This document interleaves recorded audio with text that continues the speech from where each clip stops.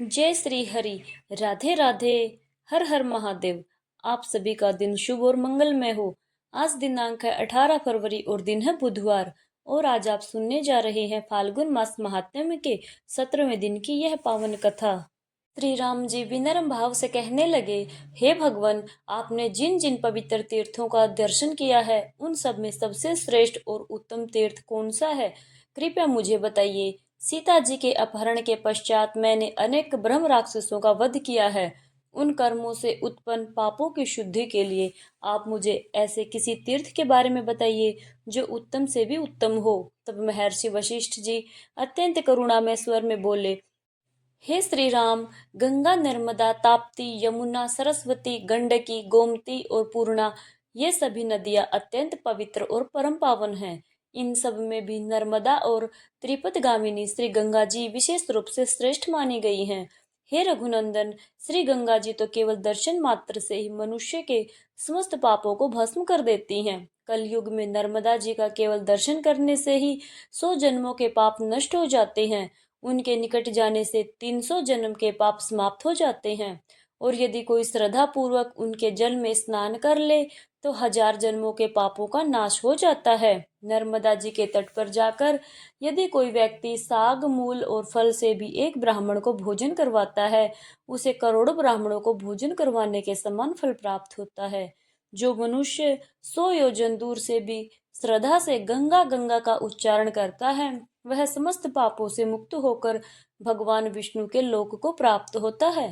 फाल्गुन अथवा चैत्र मास के अंत में अमावस्या तिथि को तथा भाद्रपद और आश्विन मास के कृष्ण पक्ष में गंगा जी के तट पर जाकर जो मनुष्य स्नान, पितरों का तर्पण और पिंडदान करता है, वह अक्षय फल का भागी बन जाता है।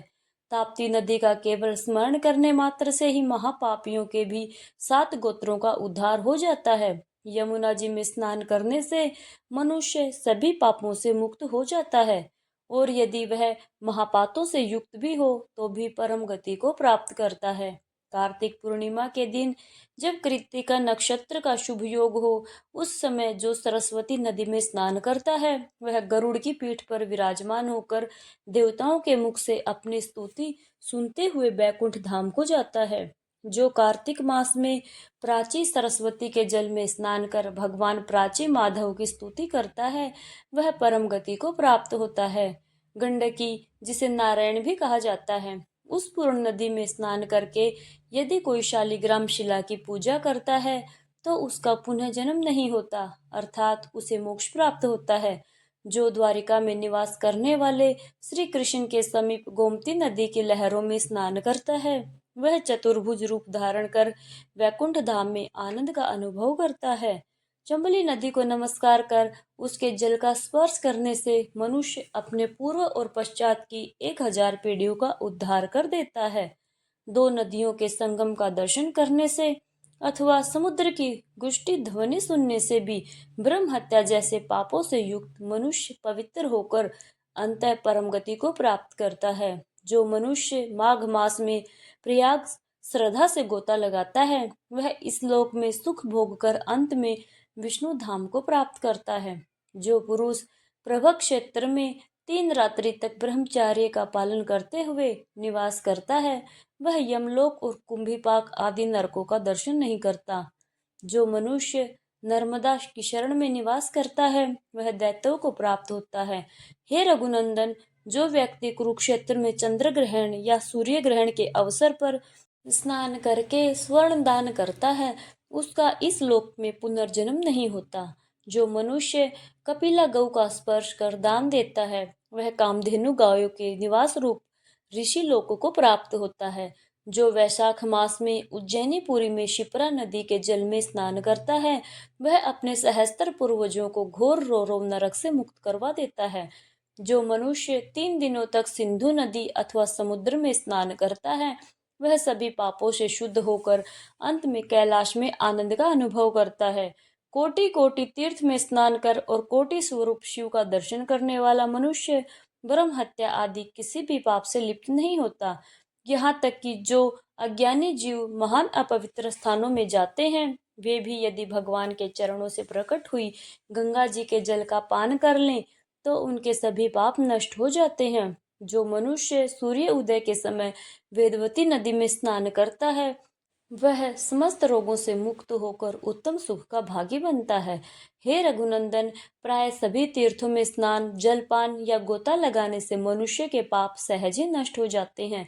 और सभी तीर्थों में सबसे उत्तम तीर्थ धर्मार्थ कहा गया है, क्योंकि ब्रह्मा, विष्णु और शिव आदि देवताओं ने पूर्व काल में सर्वप्रथम इसी तीर्थ की स्थापना की थी।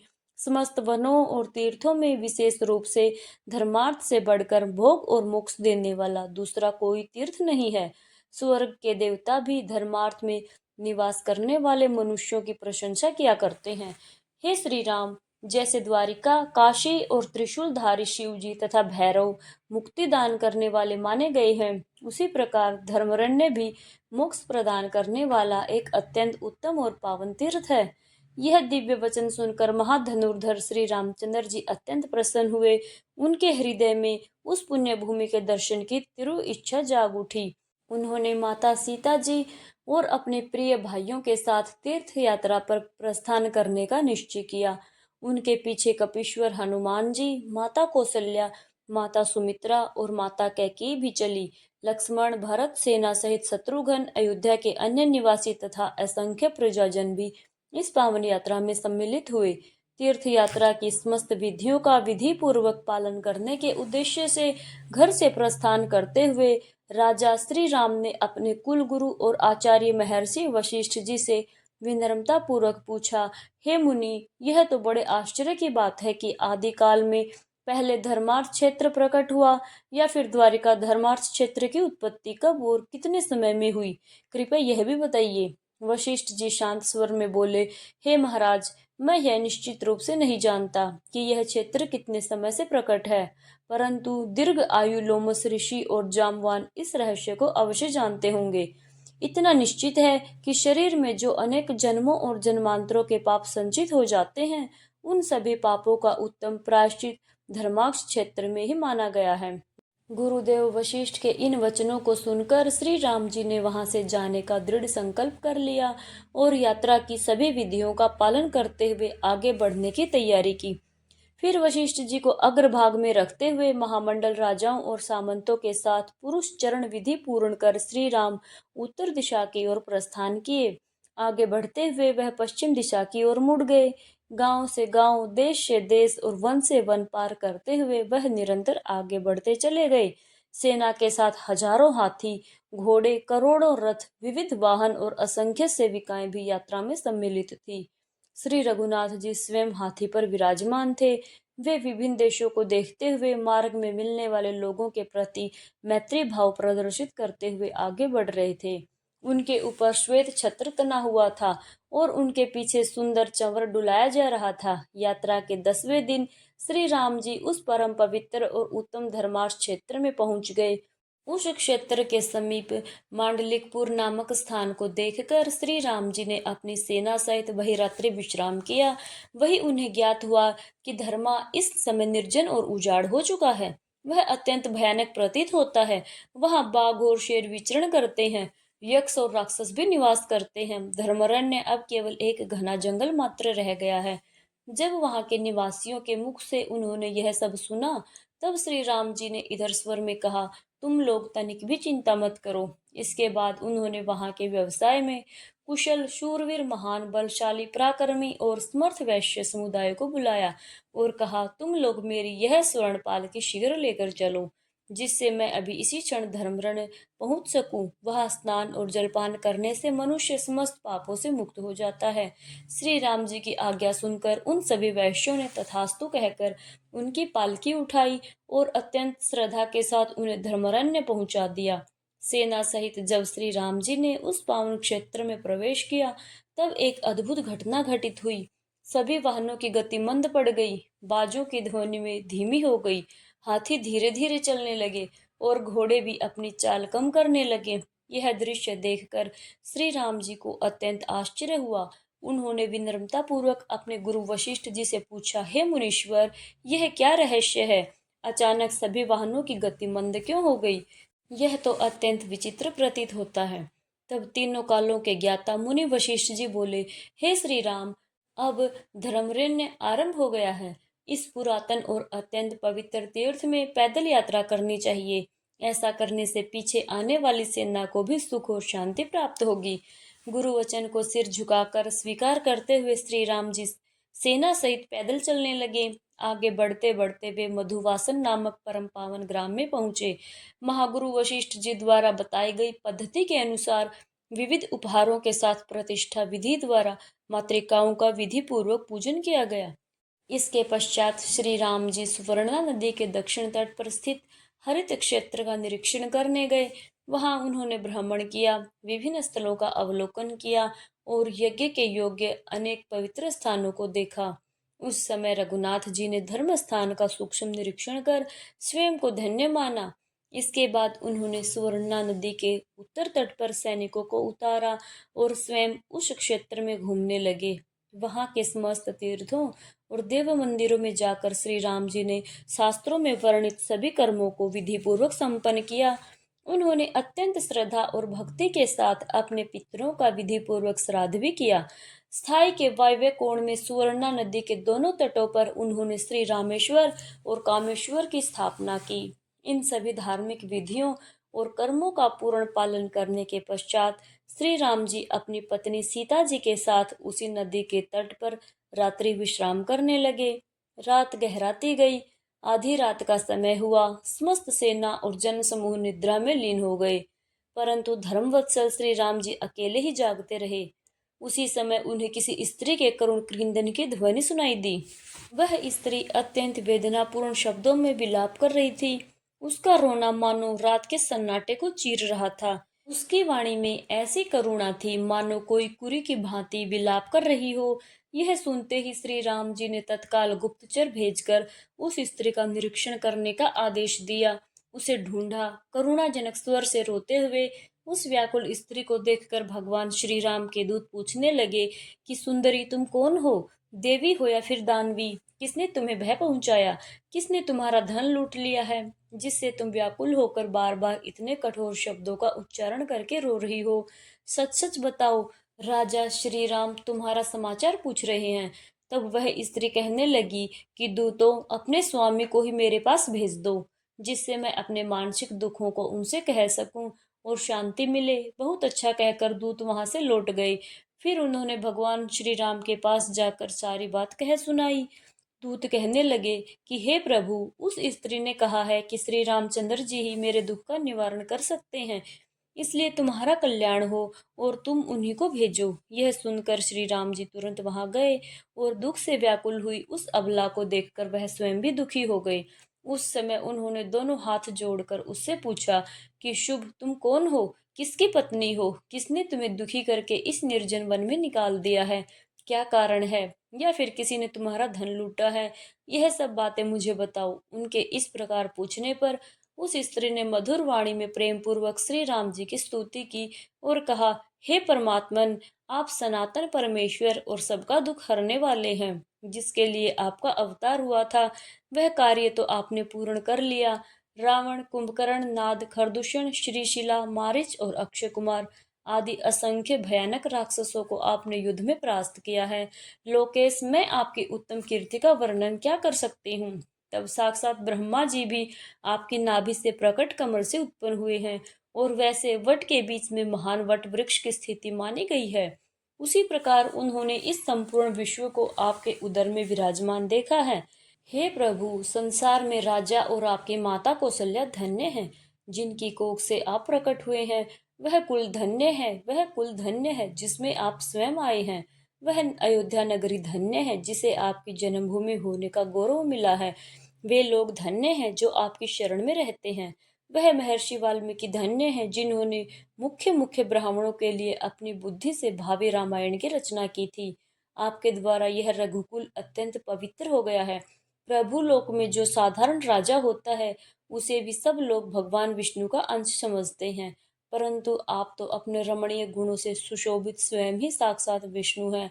लोकहित का कोई भी कार्य जिसे करने के विचार करके आपने यह अवतार लिया है, करते समय आपके मार्ग में कभी कोई विघ्न बाधा ना आए। इस प्रकार स्तुति करके वह स्त्री श्री राम जी से कहने लगी, श्री रघुनंदन, आप जैसे स्वामी के रहते हुए मैं बहुत लंबे समय से सोनी हो रही हूँ।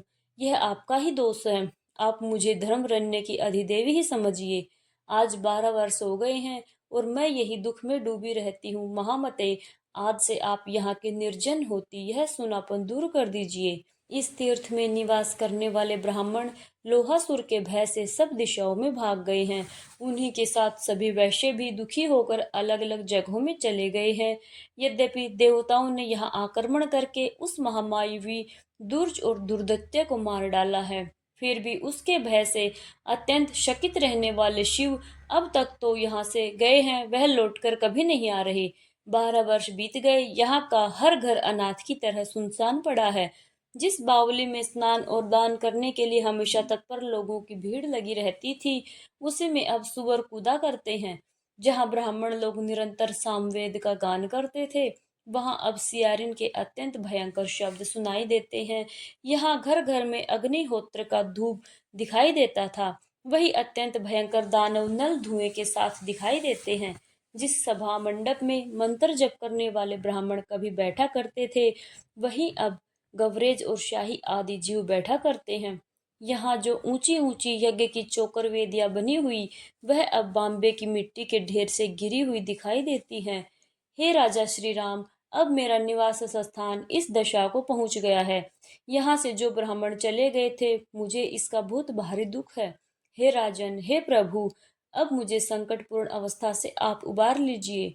तब भगवान श्री राम जी बोले कि आपके ब्राह्मण चारों दिशाओं में चले गए हैं।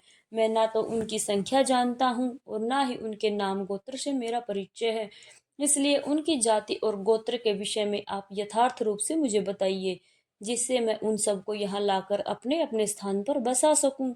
तब श्री माता कहने लगी, हे राजन, ब्रह्मा विष्णु और शिव जी ने जिन्हें यहाँ स्थापित किया था, वेदों के पारंगत विद्वान ब्राह्मण 18,000 की संख्या में यहाँ रहा करते थे। तीनों वेदों की विद्या में उनकी बड़ी ख्याति है।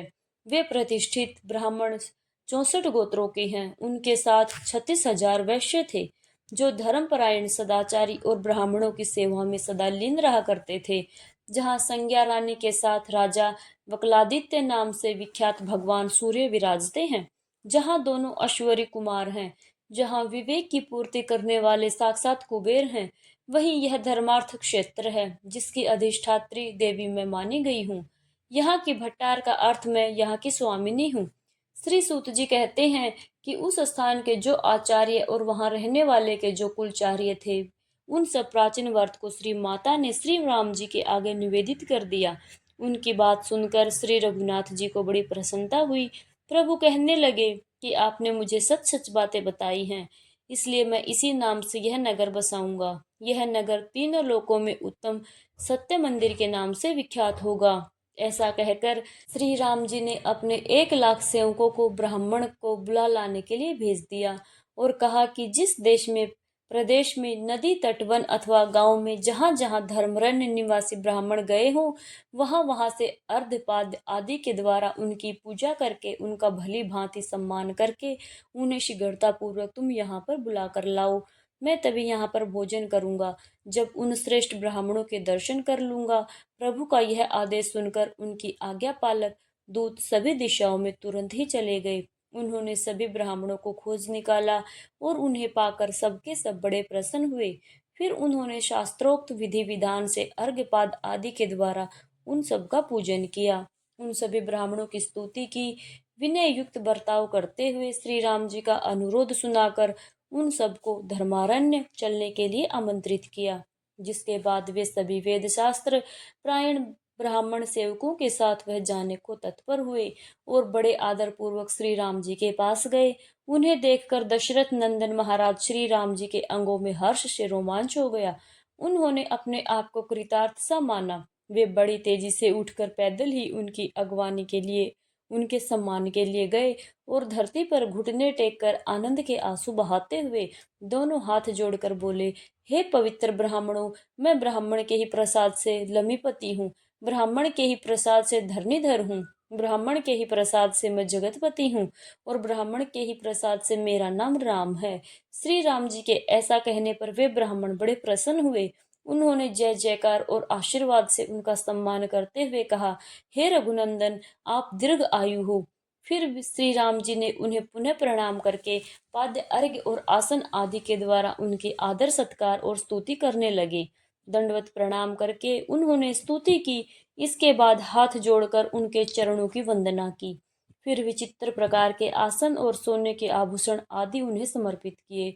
अंगूठी, यज्ञोपवीत और कानों के कुंडल दिए। इतना ही नहीं, उन्होंने तरह तरह के रंगों वाली 101 गाय भी दी, जो बछड़े वाली थी और जिनके थन घड़ी के समान थे। उनकी पीठ पर वस्त्र उड़ाया गया था, गले में घंटे बंधे थे, सोने से और खुद चांदी से मढ़े गए थे। उनका पीछे का भाग ताम्र पात्र से सजा हुआ था और जो दूध धोने के लिए हर गाय के साथ एक कांसे का पात्र था।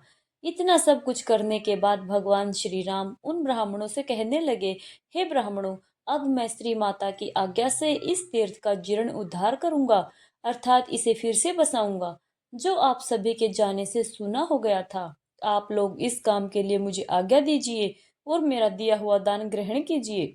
सतपात्र को ही दान देना चाहिए, अपात्र को कुछ भी नहीं दिया जाता, क्योंकि सुपात्र नाव की तरह सदा पार उतारता है और अपात्र लोह पिंड के समान केवल डुबोने वाला होता है। हे ब्राह्मणों, केवल जाति मात्र से ब्राह्मण ब्राह्मण नहीं होता, बल्कि उसके साथ साथ ब्राह्मण उचित कर्म भी होना चाहिए। संसार में क्रिया बलवती होती है।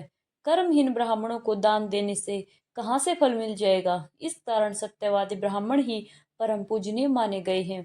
अब यज्ञ कार्य प्रारंभ होने वाला है, इसमें आप लोग सदा कृपा कीजिए। तब वह सब ब्राह्मण आपस में मिलकर विचार करने लगे।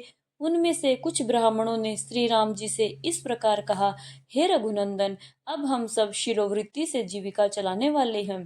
पूर्ण संतोष का आश्रय लेकर धर्मानुसार नहीं चाहिए। राजा का प्रतिगमन कुछ लेता भी है, इसलिए हम भदा हे पतिकृति उन ब्राह्मणों में से कुछ एक हित व्रत वाले थे, जो दिन में केवल एक बार भोजन किया करते थे। कुछ अमृत वृत्ति से रहते थे, अर्थात जो कुछ भी बिना मांगे सहज रूप से मिल जाए उसी में संतोष कर लिया करते थे। कुछ कुंभ धान्य संज्ञा वाले ब्राह्मण थे, यानी वे एक घड़ी से अधिक धन का संग्रह कभी नहीं करते थे। कुछ ब्राह्मण यजन, याज, अध्ययन, अध्यापन, दान तथा पति ग्रह में संलग्न रहते थे। वे सभी ब्राह्मण ब्रह्मा, विष्णु और शिव जी इन तीनों मूर्तियों द्वारा स्थापित किए हुए थे। सबके स्वभाव और गुण अलग अलग थे। तब उनमें से कुछ ब्राह्मण इस प्रकार बोले, हे रघुनंदन, हम लोग ब्रह्मा, विष्णु और शिव जी इन तीनों स्वरूपों की आज्ञा लिए बिना कैसे स्वीकार करें? जब तक ब्रह्मा, विष्णु आदि देवताओं ने स्वयं नहीं कहा, तब तक हमने किसी का तांबुल अर्थात पान तक स्वीकार नहीं किया। ऐसा सुनकर श्री राम जी ने महात्मा वशिष्ठ जी से परामर्श किया। अपने गुरु के साथ ही उन्होंने श्री ब्रह्मा, विष्णु और शिव जी आदि देवताओं का स्मरण किया। स्मरण करते ही सब देवता वहीं पर आ पहुंचे। उनके विमानों की पंक्ति कोटि कोटि सूर्य के समान प्रकाशित हो रही थी। श्री राम जी ने बड़े प्रसन्नता के साथ उन सब का यथा योग्य पूजन किया और सारा वृतांत निवेदन करते हुए कहा, मैं क्षेत्र की अधिदेवी के कहने से इसी धर्मरण्य हरि क्षेत्र में धर्मकूप के समेत जीर्णोद्धार करना चाहता हूँ। प्रभु के वचन सुनकर वे सब ब्राह्मण तीनों मूर्तियों को प्रणाम करके प्रसन्नता से भर गए। उनका मनोरथ सफल हो गया। उन्होंने अर्घ्य पाग आदि की विधि से श्रद्धा पूर्वक पूजन किया। तब ब्रह्मा, विष्णु और शिव जी ये तीनों देवता क्षण भर विश्राम करके विनय पूर्वक हाथ जोड़कर खड़े हुए। श्री भगवान श्री राम जी से बोले, सूर्यवंश विभूषण, हे श्री राम, आपने देवद्रोही रावण आदि राक्षसों का जो संहार किया है, उससे हम अत्यंत प्रसन्न हैं। आप इस महान स्थान का उद्धार कीजिए और महान सुयश प्राप्त कीजिए। देवताओं की आज्ञा पाकर दशरथ नंदन श्री राम जी अत्यंत प्रसन्न हुए और ब्रह्मा आदि देवताओं के समीप जीर्णोद्धार का कार्य प्रारंभ कर दिया। सबसे पहले उन्होंने महान पर्वत के समान सुंदर और विशाल वेदी बनवाई। उसके ऊपर तरह तरह के सुंदर ब्रह्मशाला, गृहशाला और ब्रह्मशाला आदि का निर्माण करवाया। उन शालाओं में यथास्थान खजाना और घर के काम में आने वाली आवश्यक एवं उपयोगी वस्तुओं का संग्रह किया। कोटि कोटि स्वर्ण मुद्राओं, रत्नों, रस और वस्त्रों से आदि से विशाल शालाएं भर गई। उनमें धन, समृद्धि और सभी प्रकार की धातुओं का भी संग्रह कर लिया गया। यह सब व्यवस्था पूर्ण करके भगवान श्री राम जी ने ब्राह्मणों को दान दिया। उन्होंने प्रत्येक ब्राह्मण को दूध देने वाली गौ प्रदान की। वेद वेता ब्राह्मणों के लिए 4000 चरागा गांव दिए। ब्रह्मा, विष्णु और शिव जी, इन तीनों देवताओं ने इन्हें स्थापित किया था, इसलिए संसार में वे त्रिविद्या नाम से प्रसिद्ध हुए। इस प्रकार ब्राह्मणों को वह परम अद्भुत और अलौकिक दान प्रदान किया गया। मंडलों में जो उत्तम शूद्र वैश्यवृत्ति से जीविका चला रहे थे, उनकी संख्या 1.25 लाख थी। वह सभी श्री राम जी की आज्ञा का पालन करने वाले थे और मांडलिक कहलाते थे। उन सबको श्री राम जी ने ब्राह्मणों की सेवा में नियुक्त कर दिया। श्री राम जी ने 2 चव्या, 4 वेदों से युक्त ब्रह्मा जी की स्थापना की। महाशक्ति श्री माता और श्री हरि को भी प्रतिष्ठित किया। विघ्नों का नाश करने के लिए दक्षिण द्वार पर गणेश और अन्य देवताओं की स्थापना की। वीरवर श्री रघुनाथ जी ने 7 मंजिल के भव्य मंदिरों का निर्माण करवाया। उन्होंने यह नियम स्थापित किया कि जो कोई भी यहाँ शुभ और मांगलिक कार्य करे, पुत्र जन्म होने पर जातकर्म, अन्नप्राशन और मुंडन आदि संस्कार करें, यज्ञ कर्मों में लक्ष्य होम और कोटि होम करें, वास्तु पूजा और ग्रह शांति करें तथा ऐसे महोत्सवों के अवसर पर जो मनुष्य अन्न, वस्त्र, धेनु, स्वर्ण, रजत आदि द्रव्यों का दान ब्राह्मणों, शूद्रों, दीन अनाथों और अंधों के लिए दे, वह पहले कार्य की सिद्धि के लिए भगवान बकुला, आदित्य और श्री गौ माता का भाग अवश्य निकाले। जो मनुष्य मेरी आज्ञा का उल्लंघन करके इसके विपरीत आचरण करेगा, उसके उस कर्म में विघ्न अवश्य उपस्थित होगा। ऐसा कहकर भगवान श्री राम ने प्रसन्न मन से देवताओं की बावड़ियां, सुंदर 4 दीवारियां, दुर्ग के उपकरण, विस्तृत सड़कें और गलियां, कुंड, सरोवर, तलैया, धर्मवापी और अन्य देव निर्मित कूपों का पुनः निर्माण करवाया। इस प्रकार मनोरम धर्मारण्य में इन सभी वस्तुओं का विस्तार पूर्वक निर्माण कराया गया। फिर भगवान श्री राम ने यह सब त्रिव विद्या के मुख्य मुख्य विद्वानों को सौंप दिया। श्री रामचंद्र जी का शासन वह ताम्रपत्र पर लिखकर स्थापित किया गया और यह घोषणा की गई कि जो इसे लोप करेगा, उसके पूर्वज नरक में पड़ेंगे और उसके कुल में आगे संतति नहीं होगी, अर्थात वह निसंतान रहेगा। इसके बाद श्री राम जी ने पवन पुत्र हनुमान जी को बुलाकर कहा, हे महावीर वायु कुमार, तुम्हारी भी यहाँ पूजा होगी। तुम इस क्षेत्र की रक्षा के लिए यही निवास करो। हनुमान जी ने प्रणाम करके प्रभु की आज्ञा को शीशधारी कर लिया। इस प्रकार उस पवित्र तीर्थ का जीर्णोद्धार संपन्न हुआ। श्री माता जी का पूजन करके वह अन्य तीर्थों में जाने को उगत हुआ। श्री ब्रह्म आदि देवता भी श्री राम जी को आशीर्वाद देकर अपने अपने लोकों में चले गए। जय श्री हरि, जय भोलेनाथ। आज की कथा में बस इतना ही। इसके आगे का वृतांत आप सभी आने वाले अध्याय में सुनिएगा। हरे कृष्णा।